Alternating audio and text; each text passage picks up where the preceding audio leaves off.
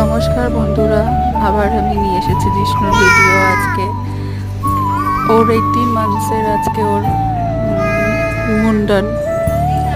তো সবাই যে কারণে হয়তো মন্দিরে গিয়ে করে, সেটা আমার হয়ে ওঠেনি, তাই আমি নিজের বাড়ির ছাদেই ওকে করিয়েছি, মুন্ডন করিয়েছি। আর ওকে আমি নিয়ে গিয়ে বিকেলে পুজো দিয়েছি। আপনারা সবাই দেখুন, আপনাদের নিশ্চয়ই ভালো লাগবে। পুরো ভিডিওটা দেখতে থাকুন, এনজয় করুন। আমাকে একটু লাইক সাবস্ক্রাইব করে দেবেন।